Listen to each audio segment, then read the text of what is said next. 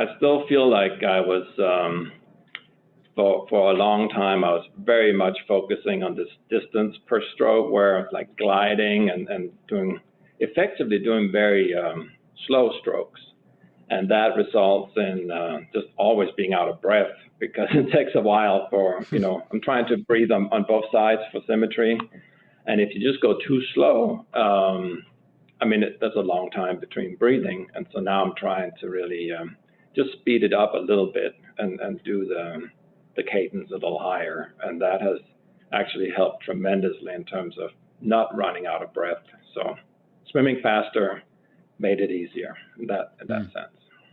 Yeah, and that's an interesting one too, because I think like stroke count's a good measure sometimes of your technique. If you're just swimming like a very easy 50 or a very easy 100, you can get your stroke count, and it's an indication as to how efficient you can be in the swim.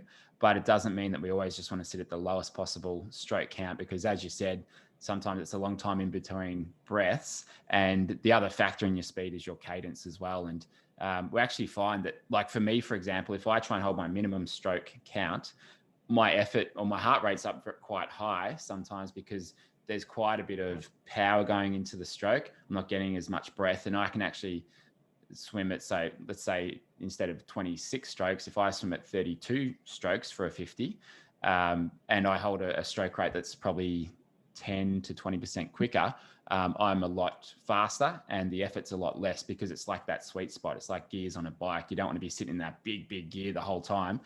You want to go maybe one below, where you can just keep it ticking over all day, especially if you're doing an Ironman. So it's about finding that balance, and it sounds like you're starting to find that balance with your stroke.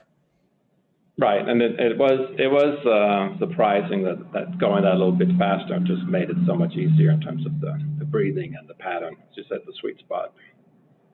Yeah, I've done some outdoor swimming. It's winter time here, so it's with a wetsuit. That helps tremendously in just terms of my sinking legs, and so I have done some Ironman distance swimming.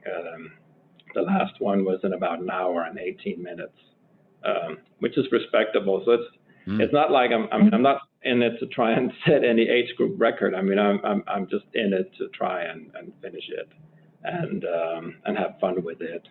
But that is a pretty decent time, I feel, and I still think there's a lot of room for improvement.